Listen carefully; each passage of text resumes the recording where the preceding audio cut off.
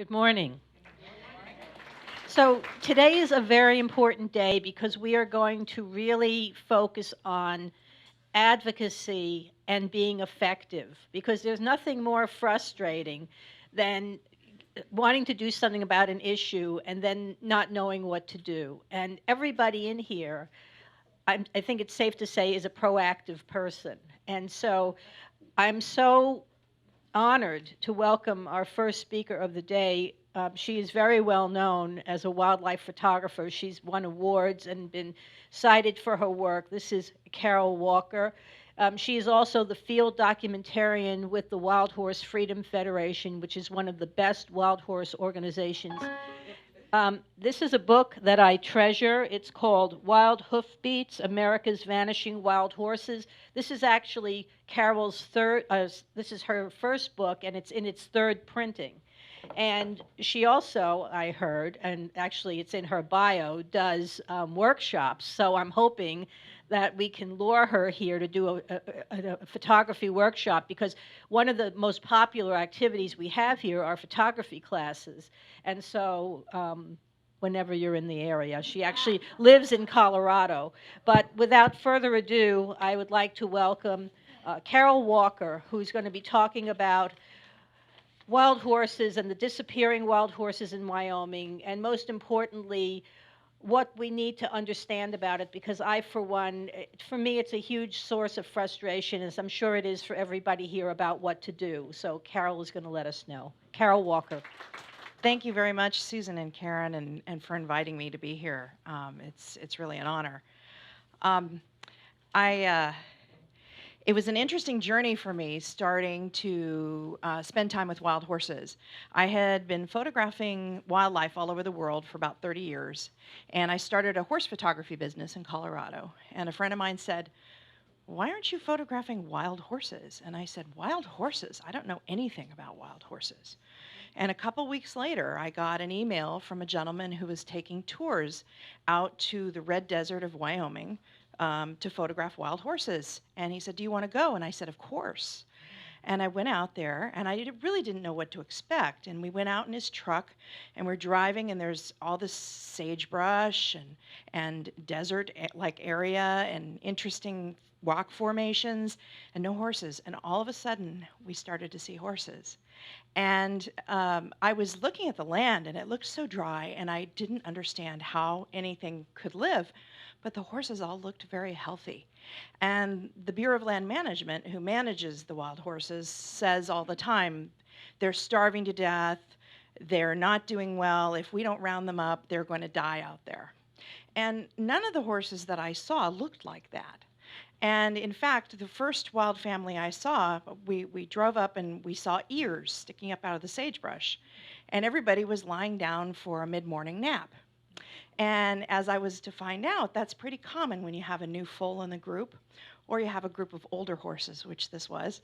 And the stallion jumps up and he starts running toward me. And I really didn't know what to expect. I wasn't sure if he was going to stop or what I should do. So I just stood there, and he stopped.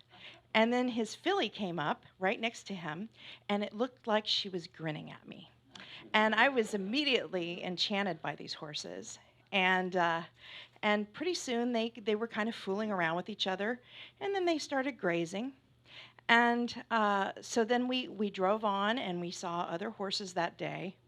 And I was hooked. I started to come out to this area a couple times a month, and then I found out there was going to be a roundup, and most of these horses were going to be removed.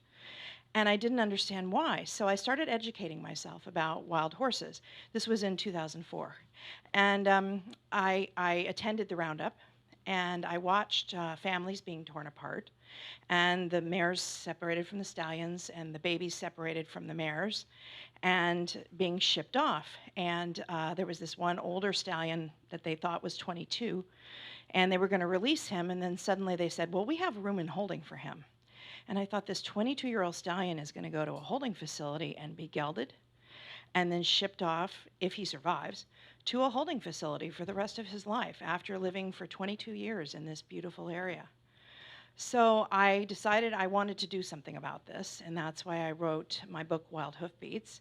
And then I've just been spending as much time as I can out with the horses, and then educating people about what's going on in Wyoming. So I'm going to be talking about two lawsuits that I'm a plaintiff on that have been pretty we've actually made some progress here. So I'll be talking about that, and I'll also be talking about the BLM's plans for some sterilization studies that they are going to do with wild horses. But I'm going to start with showing a slideshow set to music, and this is images of horses in Adobe Town, which is in the Red Desert of Wyoming, and it's also called the Big Empty because it is very empty out there. It's about 500,000 acres. And toward the end, there'll be pictures of horses in holding facilities, and then also 10 horses that we rescued from this last roundup that are now at the Black Hills Wild Horse Sanctuary.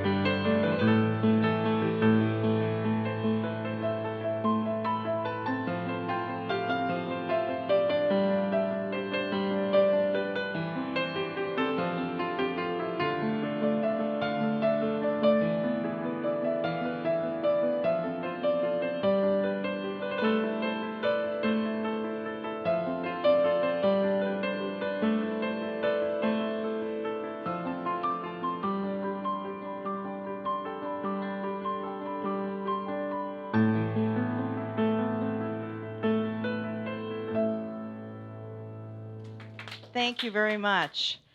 It's been a really difficult couple of years in Wyoming. In 2012, the BLM invited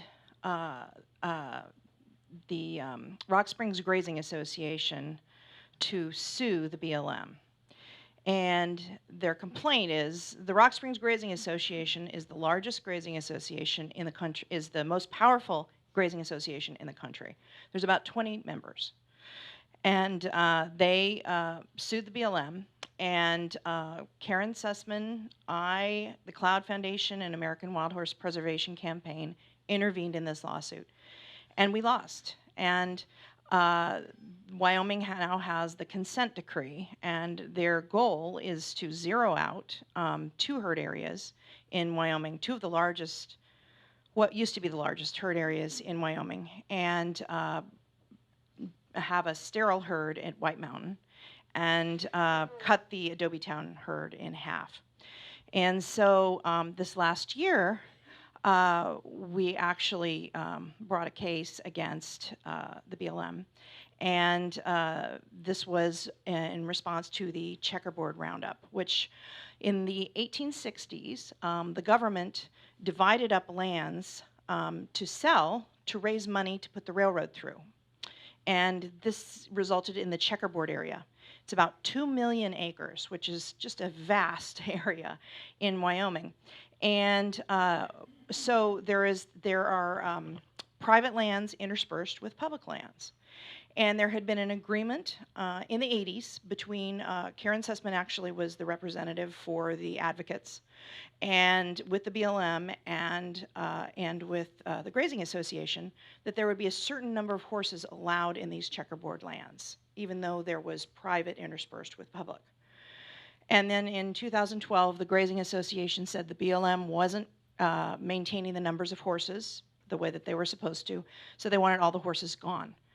And so this is where we came with the lawsuit. And what happened was the BLM started treating the public lands as though they were private. And the Grazing Association has leases on these lands at a very low rate, $1.35 per calf pair per month, which is way below what you would pay. And so they have the land locked up. So they have the private land and they have leases on the public land. But as per the BLM's mixed use policy, these lands should be shared. And we who are trying to help the wild horses are not saying get rid of the ranchers, although I wish we could.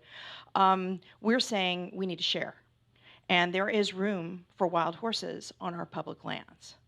And so I was at the hearing in Laramie, which was amazing. So American Wild Horse Preservation Campaign, the Cloud Foundation, me and Kimberly Curl are the plaintiffs on this lawsuit. And we got to watch the judge hear arguments from all the sides. And our attorney went first. And then the BLM and the Grazing Association and the state of Wyoming all had different people speaking. And we ended up winning on the NEPA violation that we normally, when the BLM does a roundup, what they do is they issue a scoping document and they give the public 30 days to comment on what their plans are. And then they'll issue an environmental assessment, where they're supposed to analyze what the impacts are going to be on the land, on everything when they do the roundup. And in this case, they didn't do it. They had a categorical exclusion, and they said they didn't need it because they were talking about horses being removed from private land. But what they didn't say was that these horses were also being removed from public land. So we actually won on that, but we did not win on our Wild Horse and Burro Act claims and our federal land claims, where we're saying you can't just arbitrarily change the numbers of wild horses that are in each area. You have to do it through the land use process. And so we are going to the 10th Circuit Court with those 2 claims, but we are very happy that we were able to win on 1 count. And they are actually reissuing they're issuing an environmental assessment And we are going to get the public to make a huge outcry. And we are trying to get some of these horses that are in short-term holding in Rock Springs released back into their herd areas.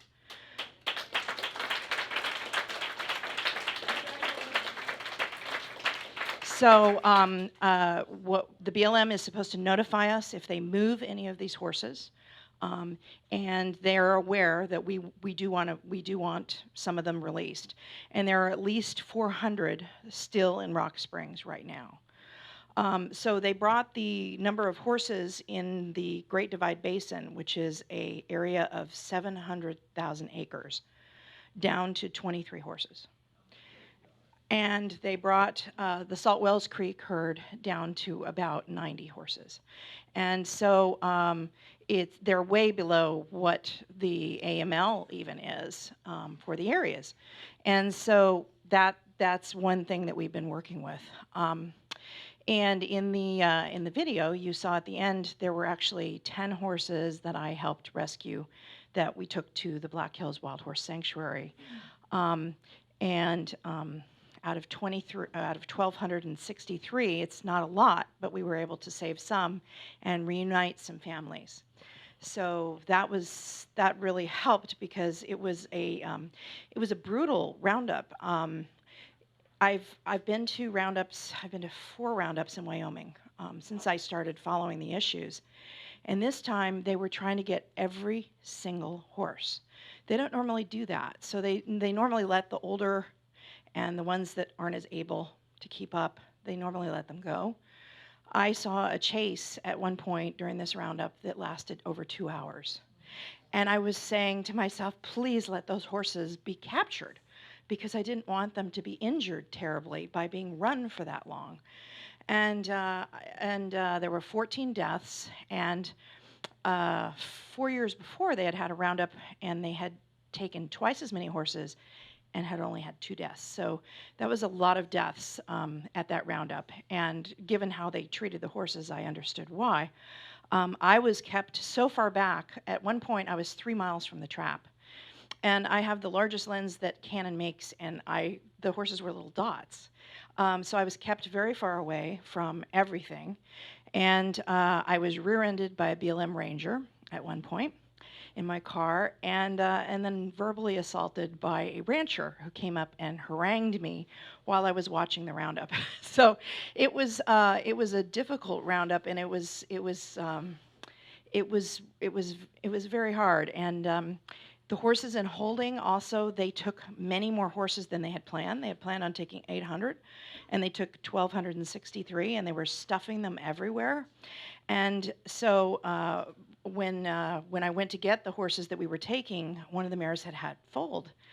And because of the overcrowding and the conditions in the corrals, she lost her baby. So it was a very sad situation, and it was really hard seeing the horses. There were a lot of very pregnant mares all in these tiny pens. And we found out actually, American Wild Horse Preservation Campaign did a FOIA request, and 10% of the horses rounded up have died since the roundup. And so we don't want these horses in holding. We don't want them in short-term holding. We don't want them in long-term holding either. Another lawsuit that came up at the same time, which is just crazy, Governor Matt Mead in Wyoming is a rancher, and he wanted all of the herd areas that he saw as being over their numbers that the appropriate management level. He wanted all of those horses removed immediately. So basically, it's the state trying to usurp the federal government. The state saying, we want to manage these horses, even though they're federally managed.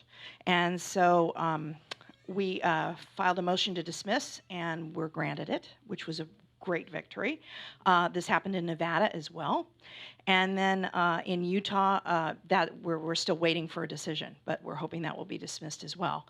So this is a danger that's happening right now. There are checkerboard areas in Nevada and Utah. We're going to see this issue come up again and again. And then we have the issue of the states trying to take over control of wild horses. So I know Susan was saying, what can we do? What can we do? What can we do? Right now, as I'm saying, I think there are times when we need to flood the government offices with comments when there is a call for that. And then there are times when I tell people you can always donate to a legal fund. The lawsuits are very expensive, and even though we're having them do it pro bono and just paying expenses, it does add up. So that's one thing that you can do. And I think also it's very important to be there when these things are happening. There were times when I was the only person there at the roundup. And I think even though they kept me as far away as possible, there may have been things that they did not do to the horses because I was there. So I think that is valuable. I also think it's valuable to go to the holding facilities and see them when you're given the opportunity. Some of them are much more difficult to get into than others. And I think that does help. This is the other issue that I wanted to spend some time with. This is a very scary thing. The BLM has now decided that they are going to do sterilization studies. And of course, they had announced this last summer, and I have been waiting for them to say where they're going to be giving the money. They're still not giving us any information as to what herd areas they're going to be studying. But they did say that 7 of the 8 studies are mares. 4 of the mare studies are surgical sterilization. So we're talking about field spaying mares, which is incredibly cruel. I mean, these mares are wild.